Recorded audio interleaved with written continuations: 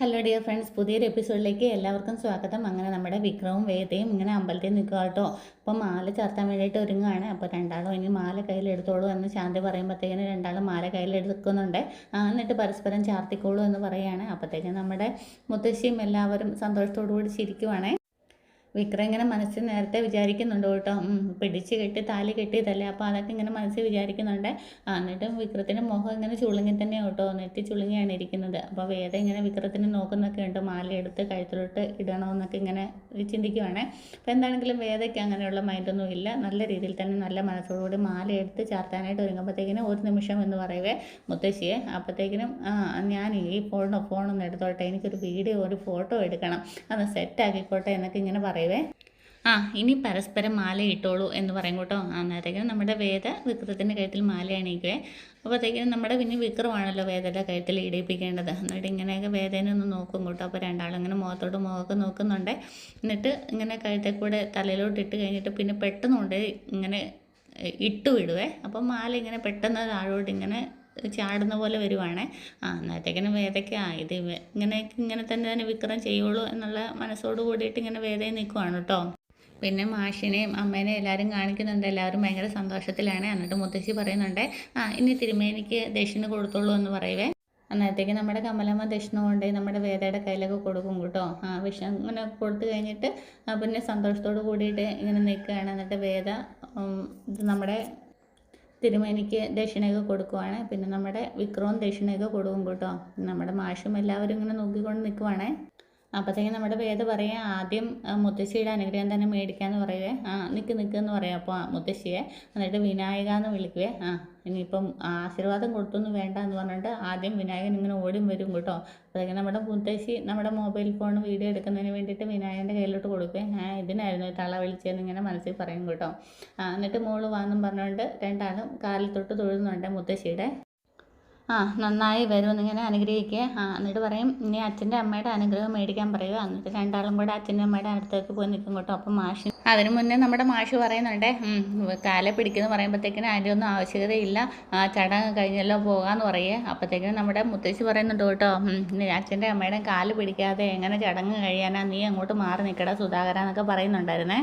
എന്താണേലും കാലെ പിടിക്കാൻ പോകുമ്പോൾ അച്ഛൻ പുറകിലോട്ട് മാറുന്നുണ്ട്. പിന്നെ രണ്ടാളും കൂടെ അമ്മയുടെ കാല് പിടിക്കുവേ. എന്നിട്ട് പിന്നെ നമ്മുടെ മുത്തശ്ശി രണ്ടുപേരും കൂടെ ഇങ്ങനെ ചേർത്ത് നിർത്തിയിട്ട് പറയുവേ, മോളെ ജീവിതത്തിൽ എന്തെങ്കിലും തടസ്സമോ പ്രശ്നങ്ങളോ എന്തെങ്കിലുമൊക്കെ വന്നു കഴിയുമ്പോൾ ഈ മൂർത്തിയുടെ അടുത്ത് വന്ന് പ്രാർത്ഥിക്കുക, സകല പ്രശ്നങ്ങളും മാറുമെന്ന് പറയും കേട്ടോ. ഭഗവാനെ പരിഹരിക്കാൻ പറ്റാത്തതായിട്ട് ഒന്നുമില്ല, അത് മനസ്സിൽ വെച്ചേക്കണം എന്നിങ്ങനെ പറയുന്നുണ്ട്. ഇങ്ങനെ വേറെ ഇങ്ങനെ വിക്രത്തിൻ്റെ മുഖത്തോട്ടൊക്കെ നോക്കുന്നുണ്ട്. അതിനിടയ്ക്ക് നമ്മുടെ മുത്തശ്ശി പറയുകയാണ്, എന്നാൽ ഇനി നമുക്കിനി തറവാടിലേക്ക് പോകാം, ഇനി ബാക്കിയെല്ലാം അവിടെ ചെന്നിട്ട്. അന്നത്തേക്കും നമ്മുടെ വിനായകൻ അച്ഛമ്മയെന്ന് പറയേ, എന്നാൽ ഇതും കൂടെ കൊണ്ടുപോയിക്കോളാൻ പറയും കേട്ടോ. ഇങ്ങതാന്നും പറഞ്ഞ് അച്ഛമ്മയുടെ ഫോണൊക്കെ അച്ഛമ്മ കൈ മേടിച്ച് വെക്കുക. അപ്പോഴത്തേക്കും നന്ദിനി ഇങ്ങ് വാങ്ങും പറഞ്ഞുകൊണ്ട് വിനായകനെ പിടിച്ചുകൊണ്ട് പുറകിലോട്ട് ഓടുവാണേ. എന്നിട്ട് ഇങ്ങനെ നന്ദിനി ഒരു രൂപ തൊട്ടുണ്ടോ എന്ന് ചോദിക്കുവേ. എന്തിനടിയും ചോദിക്കുവേ. ഉണ്ടെന്ന് പറയും കേട്ടോ. എന്നിട്ട് കയ്യിൽ നിന്ന് ഇങ്ങനെ ചില്ലറ കാശിന് പകരം കാശായിട്ട് എടുക്കുവാണ്, ചില്ലറ പൈസയ്ക്ക് പകരം. അപ്പോഴത്തേക്കും നല്ല മനുഷ്യ, കാശ് ചോദിക്കുമ്പോൾ കാശ് തരിക, ചില്ലറ പൈസ ചോദിക്കുമ്പോൾ ചില്ലറ തൊട്ട് തരാൻ പറയുവേ. എന്നിട്ട് എന്തിനടിയും ചോദിക്കുക. എന്നിട്ട് പോക്കറ്റിൽ നിന്ന് കൈയിട്ട് നന്ദിനി ഒരു രൂപ തൊട്ട് എടുക്കുക. എന്നിട്ട് കയ്യിലെടുത്ത് പിടിച്ചത് ഇങ്ങനെ പ്രാർത്ഥിക്കുകയാണ്, ഉടായ്പ് കാണിച്ച് കല്യാണം നടത്തുന്നവരെ ഒരു കാരണവശാലും അനുഗ്രഹിക്കട്ടെ ദേവി, ഞങ്ങളെ മാത്രം നല്ല രീതിയിൽ ജീവിക്കുക, ഞങ്ങളെ മാത്രം അനുഗ്രഹിക്കണേ എന്നൊക്കെ പറഞ്ഞിട്ട് ഇങ്ങനെ തലയ്ക്ക് ചുറ്റുമൊക്കെ ഉഴുന്ന് നമ്മളിങ്ങനെ ഉഴുത് നമ്മുടെ വിനായകനെയൊക്കെ ഉഴുതിട്ട് ഇങ്ങനെ കൊണ്ടുപോയി അമ്പലത്തിൽ ഇടുവാണേ. എന്നിട്ട് നന്ദിനി അങ്ങോട്ടേക്ക് തിരിഞ്ഞു പോകുമ്പോൾ നമ്മുടെ വിനായകൻ വിളിക്കുക, നന്ദിനി ഇത്രയും വലിയ പ്രാർത്ഥനയ്ക്ക് ഈ ഒരു രൂപ തൊട്ട് മതിയാവും ചോദിക്കുക. അന്നേരത്തേക്ക് നമ്മുടെ നന്ദിനി പറയാണ്, ഒരു രൂപ തൊട്ടിലല്ല കാര്യം, നമ്മുടെ പ്രാർത്ഥനയിൽ സത്യസന്ധത ഉണ്ടോ എന്നുള്ളതിലാണ് കാര്യമെന്ന് പറയുവേ. എൻ്റെ പ്രാർത്ഥനയിൽ സത്യമുണ്ടെന്ന് ദൈവത്തിനറിയാം. പ്രാർത്ഥനയിൽ സത്യമില്ലാത്തവരാണ് ലക്ഷക്കണക്കിന് രൂപയും അരിപ്പൊടിയും എല്ലാം കൊണ്ട് ദൈവത്തിന് കൊടുക്കുന്നത്. എനിക്കത് വേണ്ട, ദൈവത്തിനത് മനസ്സിലാകുമെന്നിങ്ങനെ പറയുകയാണേ. എൻ്റെ ഭഗവാനെ കാത്ത് രക്ഷിക്കണമെന്നിങ്ങനെ വിനായകൻ ദൈവത്തിനോട് പ്രാർത്ഥിച്ചിട്ട് തിരിഞ്ഞു വരുന്നതും നമ്മുടെ നന്ദിനി തട്ടി വീഴുകയാണേ. എന്നിട്ടത്തേക്കിന് അയ്യോ എന്നൊക്കെ പറയുന്നുണ്ട് കേട്ടോ. അപ്പോഴത്തേക്കിനും വിനായകൻ ഇങ്ങനെ പറയുകയാണെ, ഇപ്പോൾ സത്യം ആർക്കാണെന്നുള്ളത് ദൈവത്തിന് മനസ്സിലായെന്ന് പറയേ. എന്ത് മനസ്സിലായെന്നാണ് പറഞ്ഞത് മനുഷ്യനിങ്ങനെ നന്ദിനി ചോദിക്കും കിടന്നോണ്ടേ. നേരത്തേക്കിനും സത്യമുണ്ടെന്ന്, ദൈവത്തിന് സത്യമുണ്ടെന്ന് ഇങ്ങനെ പറയുവേ. ഒന്ന് അവിടെ മടിച്ച് നിൽക്കാതെ എൻ്റെ കയ്യിലൊന്ന് പിടിച്ച് എണീപ്പിക്കും മനുഷ്യനിങ്ങനെ പറയും കേട്ടോ. പിന്നെ എണീപ്പിക്കുന്നുണ്ട്. പിന്നീട് നമ്മുടെ വണ്ടി വന്നിറങ്ങുന്നത് നമ്മുടെ തറവാട്ടമ്മയുടെ തറവാട്ട് മുറ്റത്താണ് കേട്ടോ. വലിയ വീടാണ്. അപ്പോഴത്തേക്കിന് ഇങ്ങനെ എല്ലാവരും ഇറങ്ങിക്കഴിഞ്ഞ് വേദ ഇറങ്ങും കേട്ടോ. മുത്തശ്ശിയൊക്കെ ഇറങ്ങി ഇങ്ങോട്ട് പോകാനായിട്ട് ഒരുങ്ങുമ്പോഴത്തേക്കിനും വേദ ഇങ്ങനെ നോക്കിയിട്ട് നിൽക്കും കേട്ടോ. എങ്ങനെയുണ്ട് മോളെ വീടെന്ന് ചോദിക്കുക. ആ വലിയ വീടാണല്ലോ, ചന്തമുണ്ടല്ലോ. ഇവിടെ അച്ഛമ്മ ഒറ്റയ്ക്കാണോ താമസിക്കുന്നതെന്നൊക്കെ ചോദിക്കുക. ആ അതെ മോളെ എന്ന് പറയുവേ. എൻ്റെ 2 മക്കളും എന്നെ ഇട്ടേച്ച് പോയി. എല്ലാവർക്കും സ്വന്തം കാലിൽ പോയാൽ മതി. ഇങ്ങനെ ഒരുത്തിയുള്ള കാര്യം ആരും ഓർക്കണ്ട. അമ്മയുടെ അവിടെ വന്ന് നിൽക്കാൻ ഞാൻ എത്ര നാളായി പറയുന്നു എന്നിങ്ങനെ മാഷി ചോദിക്കുക. അന്നേരം പറയും ഈ വീട് പൂട്ടിയിട്ടിട്ടോ എന്നിങ്ങനെ ചോദിക്കുക മുത്തശ്ശി. നല്ല കാര്യമായി എന്നും പറയുന്നുണ്ടേ. നീ വേണമെങ്കിൽ അത് പൂട്ടിയിട്ടിട്ടോ വിറ്റിട്ടോ നീ ഇങ്ങോട്ടേക്ക് വാ. ഇവിടുത്തെ പറമ്പിലും പാടത്തും ഒക്കെ കൃഷിയും കാര്യങ്ങളൊക്കെ നോക്കി ജീവിക്കാമല്ലോ. അപ്പോൾ ഇടയ്ക്ക് നമ്മുടെ നന്ദിനിയും വിനായകനും കുശുകുശുക്കുന്നൊക്കെ ഉണ്ട് കേട്ടോ. കാരണം അവരുടെ മനസ്സിലും പ്ലാൻ ഉണ്ടല്ലോ വെട്ടിമുറിച്ച് കീറണമെന്ന്. എന്നിട്ട് പിന്നെ മുത്തശ്ശിയുടെ വേദയുടെ അടുത്ത് പറയുവാണ്, മോക്കറിയാമോ, മോക്കറിയല്ലോ, ഈ മണ്ണിലാണ് ഇവൻ്റെ അച്ഛനും മുത്തച്ഛനും പിതൃക്കളും എല്ലാവരും അന്തി ഉറങ്ങുന്നത്. സന്ധ്യയാകുമ്പം ഒരു തിരുവട്ടം അവിടെ കത്തിക്കാതിരിക്കാൻ പറ്റുമോ, ഒന്ന് തെളിയിക്കാതിരിക്കാൻ പറ്റുമോ എന്നിങ്ങനെ മുത്തശ്ശി ചോദിക്കുവേ. അച്ചമ്മയ്ക്ക് ഇവിടം വിട്ട് പിന്നെ എങ്ങനെയാ വരാൻ പറ്റുന്നത്? മോള് പറ എന്നിങ്ങനെ പറയുവേ. എന്നിട്ട് പിന്നെ മുത്തശ്ശി അതോടുകൂടി പറയുകയാണ്, ചടങ്ങുകളൊക്കെ തുടങ്ങാൻ പോകുന്നേ ഉള്ളൂ. വന്ന കാലിൽ എല്ലാവരും നിൽക്കാതെ അകത്തേക്ക് വാ. 1 മിനിറ്റ് നിൽക്കുക എന്ന് പറഞ്ഞിട്ട് മുത്തശ്ശി അവിടെ നിൽക്കുവേ. എന്നിട്ട് വാസന്തി എന്ന് പറഞ്ഞിട്ട് ഉള്ളിലേക്ക് പോകും കേട്ടോ. അപ്പോൾ എല്ലാവരും ഇങ്ങനെ വാസന്തി എന്നൊക്കെ ഇങ്ങനെ വിനായകൻ ചോദിക്കുക. അപ്പോൾ വേദം ഇങ്ങനെ തിരിഞ്ഞ് നോക്കുമ്പോഴത്തേക്കും നമ്മുടെ കമലമ്മ പറയുക, വാസന്തി ഇവിടെ വേലയ്ക്ക് കുട്ടിക്ക് എല്ലാം നോക്കി നടത്തുന്നതിന് വേണ്ടിയിട്ട് നിൽക്കുന്ന കുട്ടിയാന്നൊക്കെ ഇങ്ങനെ പറയുവേ. എന്നിട്ട് കമലെ, നീ എന്താ അവിടെ നിൽക്കുന്നത്? ഈ വീട്ടിലെ പുതുപ്പെണ്ണ് നിങ്ങളൊന്നും അല്ല, വേദയും വിക്രമുവാ, നിങ്ങളെല്ലാവരും ഇങ്ങോട്ട് വന്നേ എന്നൊക്കെ പറയുവേ. അപ്പോഴത്തേക്കും നമ്മുടെ വാസന്തി ഇങ്ങനെ തളികയിൽ തട്ടത്തിൽ വിളക്കൊക്കെ വരുവേ. എന്നിട്ട് പറയേ, വിക്രമും വേദയും മാത്രം ആണ്, മറ്റുള്ള ആണുങ്ങളും മാത്രം അവിടെ നിന്നാൽ മതി, ബാക്കിയുള്ള പെണ്ണുങ്ങളെല്ലാവരും കയറി വരാൻ പറയും കേട്ടോ. എന്നിട്ട് വേദ ഇങ്ങനെ പുറകിലോട്ട് ഇറങ്ങി വന്ന് വിക്രത്തിൻ്റെ കൂടെ നിന്നിട്ട് പറയുവേ, തറവാട്ടിലേക്ക് വലതുകാല് വെച്ച് കയറ്റാനാണ് അവരുടെ ഭാവം എന്ന് പറയേ. അന്നേരം വിക്രം പറയുവേ, വെച്ച് കയറ്റാൻ പറ്റിയ നല്ലൊരു സാധനം എന്ന് പറയും കേട്ടോ. അപ്പോൾ നമ്മുടെ വേദ പറയുന്നുണ്ട്, എന്താ അതിന് ഇത്തിരി കുഴപ്പമെന്ന് ചോദിക്കുവേ. തന്നെപ്പോലെ ഒരു ഗുണ്ടയ്ക്ക് എന്നെപ്പോലുള്ള ആളിനെ കിട്ടാതെ വേറെ ആരിനെ കിട്ടാനാന്നൊക്കെ ഇങ്ങനെ വേദ ചോദിക്കുവേ. ഒരു കണക്കിന് ഞാൻ വന്നത് കയറിയത് നന്നായി, ഇല്ലെങ്കിൽ ആ പാവം രാധ വന്ന് കയറി എൻ്റെ ജീവിതം കുളമാക്കിയേനെ എന്ന് പറയുവേ. ഇതിപ്പോൾ ആ കുട്ടി രക്ഷപ്പെട്ടല്ലോ എന്നിങ്ങനെ പറയേ. എന്നാൽ നമ്മുടെ വിക്രം പറയും, നിൻ്റെ ഒരു ഔദാര്യം എന്നിങ്ങനെ പറയും കേട്ടോ. എന്താ അതിനൊരു സംശയം എന്നൊക്കെ ഇങ്ങനെ ചോദിക്കും കേട്ടോ. അപ്പോഴത്തേക്കിനും രണ്ടാളും ഇങ്ങനെ നോക്കിക്കൊണ്ട് നിൽക്കുമ്പോഴത്തേക്കിനും നമ്മുടെ അമ്മ വിളക്കുമായിട്ട് വരുവാണേ, കമലമ്മ. വേദ ഇങ്ങനെ മുന്നിലോട്ട് വന്നിട്ട് കയറാനായിട്ട് ഒരുങ്ങുമ്പോഴത്തേക്കിനും അച്ഛമ്മ പറയും, നിൽക്കെന്ന് പറയുക. എന്നിട്ട് നന്ദിനിനെ വിളിക്കും കേട്ടോ. നന്ദിനി, എന്താ അച്ഛമ്മയും ചോദിക്കുവേ. കിണ്ടി എടുക്കുക, വേദമോളുടെ കാല് കഴുകാൻ അതിനകത്ത് വെള്ളം വെച്ചിട്ടുണ്ട്, അതെടുത്തിട്ട് വേദമോളുടെ കാല് കഴുകാൻ പറയുവേ. അപ്പോൾ ഞാനോൻ ചോദിക്കുക, നീ തന്നെയെന്ന് പറയുക. അതെന്താ ഞാൻ അറിയാത്ത ഇങ്ങനത്തെ ഒരു ചടങ്ങെന്നൊക്കെ ചോദിക്കുവേ. അപ്പോഴത്തേക്കിനും ഇത് ഇവിടുത്തെ ചടങ്ങാണ്, അവിടെ ഇതൊന്നും കാണത്തില്ലെന്നൊക്കെ പറയും കേട്ടോ. അപ്പോൾ എന്നിട്ട് ഞാനിത് ഇങ്ങോട്ട് വന്നപ്പോൾ എനിക്കിതൊന്നും നടത്തിയില്ലല്ലോ എന്ന് പറയും കേട്ടോ. അപ്പോഴത്തേക്കിനും നിങ്ങൾ കല്യാണം കഴിഞ്ഞിട്ട് എപ്പോഴാണ് വന്നത് എന്നൊക്കെ ചോദിക്കുക. നിന്ന് സംസാരിക്കാതെ പോയി കാല് കഴുകുമെന്ന് പറയുവേ. വേദ കാലൊന്ന് കാണിച്ചു കൊടുക്കുമെന്ന് പറയുക. അപ്പോൾ ഇത് കേൾക്കേണ്ട താമസം നമ്മുടെ വേദ ഇങ്ങനെ പെട്ടെന്ന് ചെരുപ്പൊക്കെ ഊരിയിട്ടിട്ട് കാല് കാണിച്ചു കൊടുത്തിട്ട് ദേ നന്ദിനി എടുത്തി എന്നിങ്ങനെ പറയുവേ. അപ്പോഴത്തേക്കും നന്ദിനി ഇങ്ങനെ കാല് നോക്കുവേ.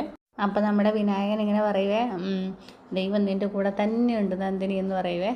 എന്നിട്ട് മുത്തശ്ശി പറയും, വേഗമായിട്ട് നന്ദിനി, സമയം പോണു, ഇതൊക്കെ ചെയ്യേണ്ടത് ഇളയ നാത്തൂനാ എന്നൊക്കെ ഇങ്ങനെ മുത്തശ്ശി പറയുന്നുണ്ട് കേട്ടോ. പിന്നെ ഇങ്ങനെ നന്ദിനി വന്നിട്ട് കിണ്ടി എടുത്തിട്ട് വെള്ളമൊക്കെ ഒഴിച്ചിട്ട് കഴുകുക. അപ്പോൾ കാലിന് മേലെ കഴിച്ചിട്ട് തന്നെ വേദന കാലൊക്കെ കഴുകിയിട്ട് ഇങ്ങനെ വിക്രത്തിനെ തിരിഞ്ഞൊക്കെ നോക്കും കേട്ടോ. എന്നിട്ട് ഇങ്ങനെ ദേഷ്യത്തോടെ നമ്മുടെ വേദനെ നോക്കുക നന്ദിനിയെ. എന്നിട്ട് കിണ്ടിയൊക്കെ അങ്ങോട്ട് കൊണ്ടുപോയി വെച്ചിട്ട് തിരിഞ്ഞു വരുമ്പോഴത്തേക്കിനും വേദയുടെ കയ്യിലൊരു ബാഗ് ഉണ്ടായിരുന്നല്ലോ. എന്നിട്ട് ആ ബാഗ് ഇങ്ങനെ പൊക്കി പിടിച്ചിട്ട് എന്നാ പിടിച്ചോന്നും പറഞ്ഞുകൊണ്ട് നന്ദിനിയുടെ കയ്യിലോട്ട് കൊടുക്കുവേ എന്ന് പറഞ്ഞിട്ട് നന്ദിനി അപ്പോൾ തിരിഞ്ഞു നോക്കുവാണേ. എന്നിട്ട് നമ്മുടെ അമ്മ ഇങ്ങനെ മുത്തശ്ശി അച്ഛമ്മ ഇങ്ങനെ തട്ടം എടുത്തിട്ട് രണ്ടുപേരും ഒഴിയും കേട്ടോ. അതിനുശേഷം അമ്മ നമ്മുടെ നിലവിളക്കൊക്കെ വേദയുടെ കയ്യിൽ കൊടുത്തിട്ട് കയറി വാ മോളെ എന്ന് പറയേ. അപ്പോൾ വലത് കാലെടുത്ത് നമ്മുടെ വേദ വെക്കുക കേട്ടോ. ഇങ്ങനെ പതിയെ ഉള്ളിലോട്ട് കയറി വരുവാണ്. അപ്പോഴത്തേക്കിനും നമ്മുടെ വിക്രവും അവിടെ നിൽക്കുകയല്ലേ, ഇങ്ങോട്ട് കയറി വാടാന്ന് പറഞ്ഞിട്ട് അമ്മ നമ്മുടെ വിക്രത്തിനെയും വിളിച്ചുകൊണ്ട് കയറുന്നുണ്ട്. എന്നിട്ട് പിന്നെ നമ്മുടെ ആണുങ്ങളെല്ലാം ഉള്ളിലോട്ട് കയറി പോവുകയാണ് വരിയായിട്ട്. അപ്പോൾ ലാസ്റ്റാണ് വിനായകൻ പോകുന്നത്. അപ്പോഴത്തേക്കും നമ്മുടെ നന്ദിനി അവിടെ ബാഗും പിടിച്ചുകൊണ്ട് നിൽക്കല്ലേ, നിൽക്കെന്ന് പറഞ്ഞുകൊണ്ട് നമ്മുടെ വിനായകനെ വീണ്ടും പിടിച്ച് നിർത്തുവേ. അവളുടെ കാല് കഴുകാൻ പറഞ്ഞപ്പോഴത്തേക്കിനും നിങ്ങളൊരു വാക്ക് പോലും പറയാതെ മിണ്ടാതെ അവിടെ നിന്നല്ലേ എന്നിങ്ങനെ ചോദിക്കുവേ. എൻ്റെ മെക്കിട്ട് കയറിയിട്ടൊന്നും ഒരു കാര്യമില്ല, പിച്ചിത്തരം ഒക്കെ കാണിക്കുമ്പോൾ നീ ഓർക്കണമെന്ന് പറയുവേ. നീ വലിയ കാര്യം പറയാതെ വാടി ഇങ്ങോട്ടെന്ന് പറഞ്ഞുകൊണ്ട് നമ്മുടെ വിനായകൻ നന്ദിനിനെ വിളിച്ചുകൊണ്ട് ഉള്ളിലോട്ട് പോകുക. അപ്പോൾ നന്ദിനി എന്നും പറഞ്ഞുകൊണ്ട് വിനായകൻ്റെ പുറകെ പോകും കേട്ടോ. പിന്നീട് കാണിക്കുന്നത് നമ്മുടെ വേദയും വിക്രവും ഉള്ളിൽ കയറിയിരുന്ന് വിളക്കൊക്കെ മേടിച്ച് ഇങ്ങനത്തെ മോളെ എന്ന് പറഞ്ഞുകൊണ്ട് അമ്മ വിളക്കൊക്കെ മേടിച്ച് വെക്കുക. എന്നിട്ട് രണ്ടാളും കൂടെ സെറ്റിലൊക്കെ ഇങ്ങനെ ഇരുത്തും കേട്ടോ. എന്നിട്ട് നമ്മുടെ മുത്തശ്ശി പറയുക ആ മധുരങ്ങ എടുക്കാൻ പറയുവേ. ആ മാല ഇങ്ങനെ കൈ പിടിക്കാനുള്ളതല്ല, കഴുത്തിൽ തന്നെ ഇടാനൊക്കെ മുത്തശ്ശി വേദൻ്റെ അടുത്ത് പറയുക. അപ്പോൾ രണ്ടുപേരും കൂടെ എടുത്ത് കയ്യിലെടുത്ത മാല വീണ്ടും നമ്മുടെ കഴുത്തിൽ തന്നെ ഇടും കേട്ടോ രണ്ടാളും. എന്നിട്ട് പിന്നെ അപ്പോഴത്തേക്കിനും സ്വീറ്റ്സും കൊണ്ട് വരുവേ. അപ്പോഴത്തേക്കിനും മുത്തശ്ശി ഇങ്ങനെ രണ്ടുപേരുടെ വായിൽ ആദ്യം വിക്രത്തിന് വായി വെച്ച് കൊടുക്കുക, പിന്നെ നമ്മുടെ വേദയ്ക്കും വായി വെച്ച് കൊടുക്കുവേ. സുധാകര ഇനി നിൻ്റെ ഊഴമാണെന്ന് പറയുക. അപ്പോഴത്തേക്കിനും സുധാകരൻ ഇങ്ങനെ അന്നേരത്തേക്കും മാഷി ഇങ്ങനെ ഞാനോ ചോദിക്കുവേ. അന്നേരത്തേക്കും നമ്മുടെ മുത്തശ്ശി പറയും നിൻ്റെ മോനും മരുമോൾക്കും സ്വീറ്റ്സ് കൊടുക്കുന്നതിന് വേണ്ടിയിട്ട് ഞാൻ അപ്പുറത്ത് നിന്ന് വേലായുധനെയോ അല്ലെങ്കിൽ ഭാസ്കരനെയോ ഒക്കെ വിളിക്കണമെന്ന് ചോദിക്കുവേ. സമയം തെറ്റാതെ ചടങ്ങ് നടത്തുക സുധാകര എന്നിങ്ങനെ പറയുവേ. അപ്പോഴത്തേക്കും നമ്മുടെ മാഷ് സ്വീറ്റ്സ് കൊടുക്കാനായിട്ട് ഇങ്ങോട്ട് വരും കേട്ടോ. അപ്പം നന്ദിനി അങ്ങ് അന്താടിക്കും കേട്ടോ, അച്ഛൻ പോയിട്ട് കൊടുക്കുക എന്നൊക്കെ ഇങ്ങനെ എല്ലാവരും ഇങ്ങനെ ആകാംക്ഷയോടെ നിൽക്കുകയാണ് കേട്ടോ. അപ്പോഴത്തേക്കും സുധാകരൻ പതിയെ ഇങ്ങനെ വരും കേട്ടോ. എന്നിട്ട് സ്വീറ്റ്സ് മേടിക്കുവേ. അപ്പോൾ സ്പൂണ് ഇങ്ങനെ എടുത്തിട്ട് ആദ്യം തന്നെ കോരിയിട്ട് നമ്മുടെ വേദയ്ക്ക് കൊടുക്കാനായിട്ട് ഒരുങ്ങുവേ. പക്ഷേ വേദയ്ക്ക് കൊടുക്കുന്നുണ്ടെങ്കിലും അച്ഛൻ്റെ മുഖം വേദയോട്ട് നോക്കുന്നില്ല, വേറെ എങ്ങോട്ടോ തിരിഞ്ഞ് നിന്നിട്ടാണ് കൈ കൊണ്ട് ഇങ്ങനെ നീട്ടുക കേട്ടോ. അപ്പോൾ ഇതെല്ലാം നമ്മുടെ വിക്രം ശ്രദ്ധിക്കുന്നുണ്ട്. എന്നിട്ട് വിക്രത്തിന് കൊടുക്കുമ്പോഴത്തേക്കിനും വിക്രം ഇങ്ങനെ ശ്രദ്ധിക്കുന്നുണ്ട് കേട്ടോ അച്ഛൻ എങ്ങനെയാണ് ബിഹേവ് ചെയ്യുന്നതെന്ന്. അപ്പോഴത്തേക്കിനും വിക്രത്തിന് ഇങ്ങനെ കൊടുക്കുമ്പോഴത്തേക്കിനും വിക്രമൊക്കെ അങ്ങോട്ട് പോയി മേടിക്കുകയാണ്, അച്ഛൻ വേറെ എങ്ങോട്ടോ ആണ് നോക്കുന്നത് കേട്ടോ. അപ്പോൾ ഇങ്ങനെ വിക്രം ഇങ്ങനെ അച്ഛനെ നോക്കിക്കൊണ്ട് നിൽക്കുകയാണ്. ഇനി നീ കൊടുക്കുക കമലെന്ന് പറയാം. അങ്ങനെ നമ്മുടെ കമലയും കൊണ്ടുവന്ന് കൊടുക്കുക. അപ്പോൾ എല്ലാവർക്കും സന്തോഷമാകും കേട്ടോ. അമ്മയുടെ കയ്യിൽ നിന്ന് സന്തോഷത്തോടു കൂടി മേടിച്ച് കഴിക്കുന്നുണ്ട്. പിന്നെ നമ്മുടെ വിഷുവിനും ശ്രീച്ചയും അതുപോലെ എല്ലാവരും ഇങ്ങനെ മധുരം കൊടുക്കുവാണേ. പിന്നെ വിനായക വാന്ന് പറയുമ്പോഴത്തേക്കിനും വിനായകൻ ഇങ്ങനെ വന്നിട്ട് എന്നാ പിടിച്ചോന്നും പറഞ്ഞിട്ട് വായി വെച്ച് കൊടുക്കും കേട്ടോ. എന്നിട്ട് പിന്നെ നന്ദിനി എന്ന് പറയുവേ. നന്ദിനി ഇങ്ങനെ ദേഷ്യത്തോടെയാണ് വരുന്നത്. എന്നിട്ട് വിക്രത്തിന് ഇങ്ങനെ സ്പൂൺ നിറച്ചിട്ട് കൊടുക്കും കേട്ടോ. നമ്മുടെ വേദക്കകത്ത് കൊടുക്കുമ്പോഴാണ് രസം. സ്പൂൺ ഇങ്ങനെ ഇളക്കിയിട്ട് സ്പൂൺ നിറച്ചെടുത്തിട്ട് വായ്ക്കുള്ളിലേക്ക് കുത്തി അങ്ങ് കൊടുക്കുക. എന്നിട്ട് വേദയുടെ വാ നിറച്ച് സ്വീറ്റ്സ് ആയ പോലെയാണ് കാണിക്കുന്നത്. എന്നിട്ട് ഇങ്ങനെ വേദ ഇങ്ങനെ ചിരിക്കുന്നുമുണ്ട് വിക്രത്തിനെ നോക്കിയിട്ട്. പിന്നീട് നമ്മുടെ മാഷ് ഇങ്ങനെ തൊടിയിൽ ഇറങ്ങിയിട്ട് ഇങ്ങനെ മാവത്ത് കായൊക്കെ ചുറ്റിട്ട് നിൽക്കുക കേട്ടോ. ഇങ്ങനെ കൈയൊക്കെ വെച്ചിട്ട് ഇങ്ങനെ നിൽക്കുകയാണ്. അപ്പോഴത്തേക്കും നമ്മുടെ കമലമ്മ വരുവേ. മാഷേന്ന് വിളിക്കുവേ. മാഷിന് ഇതൊന്നും ഇഷ്ടമുണ്ടായിട്ട് ചെയ്തതല്ലാന്നറിയാം, അമ്മ നിർബന്ധിച്ചുകൊണ്ട് പറഞ്ഞിട്ട് ചെയ്തതാണെന്നും അറിയാം. എന്നാലും ഒരു കാര്യമുണ്ട് മാഷേ, നമ്മുടെ മോന് ഇങ്ങനെയൊക്കെയുള്ളൊരു യോഗം ഉണ്ടാകുമെന്ന് ഞാൻ സ്വപ്നത്തിൽ പോലും വിചാരിച്ചിട്ടില്ല എന്നൊക്കെ പറയും കേട്ടോ. അമ്മയെ അനുസരിക്കാനാണെങ്കിലും മാഷ് അതൊക്കെ ചെയ്യുമ്പം അങ്ങനെയാണെങ്കിലും അതൊക്കെ കാണാനുള്ള ഭാഗ്യം എനിക്കുണ്ടായല്ലോ എന്നാണ് ഞാൻ വിചാരിക്കുന്നത് എന്നിങ്ങനെ കമലമ്മ പറയുവേ. കമല, ഇങ്ങനെ ഒരു സന്ദർഭം ഒരു അച്ഛനെന്ന നിലയിൽ ഞാൻ അംഗീകരിച്ചിട്ടില്ലെന്നാണോ കമല വിചാരിക്കുന്നത് എന്നിങ്ങനെ ചോദിക്കുവേ. എനിക്കും ആഗ്രഹമില്ലാഞ്ഞിട്ടല്ല, പൂക്കാത്ത ഒരു മരത്തിൻ്റെ തണലിൽ കാവറിച്ചിട്ടിട്ടും വിത്തിട്ടിട്ടും ഒരു കാര്യമില്ലെന്ന് അറിയാവുന്നത് കൊണ്ടാണ് ഇങ്ങനെ പറയേ. അമ്മ ഇവിടെ നടത്തുന്നതൊന്നും ജീവിതത്തിൽ ഇത് ശരിക്കും നടക്കുന്നതാണെന്ന് നീ വിചാരിക്കരുത് എന്നൊക്കെ പറയുവേ. അമ്മയുടെ സന്തോഷത്തിന് വേണ്ടിയിട്ട് നമ്മൾ നിന്ന് കൊടുക്കുന്ന ഒരു ചടങ്ങായിട്ട് മാത്രം ഇതിനെ കണ്ടാൽ മതി എന്നിങ്ങനെ പറയുവേ. അത്രയും കഠിന മനസ്സ് വേണോ മാഷേ എന്നിങ്ങനെ കമലമ്മ ചോദിക്കുവേ. അത്രയൊക്കെ വേണോ മാഷേ എന്നിങ്ങനെ നമ്മുടെ കമലമ്മ ചോദിക്കുമ്പോഴത്തേക്കും നമ്മുടെ മാഷ് പറയുന്നുണ്ട് ആധാരമില്ലാതെ ആനന്ദിച്ചെന്നാൽ അവസാനം വരെ ദുഃഖിക്കേണ്ടി വരും എന്നൊക്കെ പറയുവാണ്. അപ്പോഴത്തേക്കും നമ്മുടെ മുത്തശ്ശി അങ്ങോട്ടേക്ക് വരുന്നുണ്ട്. അവനെ പ്രതി ഇനിയും ഈ ജീവിതത്തിൽ കരയുന്നത് കാണാൻ എനിക്കിഷ്ടമല്ല എന്നിങ്ങനെ പറയുവേ. അവൻ നിൻ്റെ സ്വന്തം ചോരയല്ലേ സുധാകര, അവനോടുള്ള വാശിയും വൈരാഗ്യവും ദേഷ്യവും ഒക്കെ ഇനിയെങ്കിലും നിനക്ക് മാറ്റിക്കൂടെ എന്നിങ്ങനെ മുത്തശ്ശി ചോദിക്കുവേ. അപ്പം നമ്മുടെ മാഷ് പറയേ, ഏതെങ്കിലും ഒരു അച്ഛനും മക്കളോട് വൈരാഗ്യം ഉണ്ടാവും അമ്മ. മക്കൾ നന്നാവുന്നതിന് വേണ്ടിയിട്ട് അച്ഛൻ ചിലപ്പോൾ മുഖം കറുപ്പിച്ചെന്നും അതുപോലെ ദേഷ്യപ്പെട്ടെന്നൊക്കെ ഇരിക്കും. അപ്പം മക്കൾ അവർക്ക് ദേഷ്യം കാണിക്കുന്നതിന് വേണ്ടിയിട്ട് തെറ്റുകളിൽ നിന്ന് വീണ്ടും തെറ്റുകളും ചെയ്തുകൊണ്ടിരിക്കും. സമ്മതിച്ചു, നിൻ്റെ ഉള്ളിലുള്ള അച്ഛൻ്റെ വേദന എനിക്ക് മനസ്സിലാവുന്നുണ്ട്. പക്ഷേ നീയും ഒരു അച്ഛൻ്റെ മകനായിരുന്നില്ലേ എന്നിങ്ങനെ മുത്തശ്ശി കൈ എടുത്തിട്ട് ചോദിക്കുവേ. നീയും ഒരു അച്ഛൻ്റെ മകനായിരുന്നില്ലേ എന്നൊക്കെ ചോദിക്കുന്നുണ്ട്. അതുകൂടാതെ തന്നെ പറയുന്നുണ്ട്, അച്ഛൻ മരിക്കുന്നിടം വരെ നീയും കാണിച്ചിരുന്നത് ഇതേ വാശി തന്നെയല്ലേ എന്നും ചോദിക്കുന്നുണ്ട്.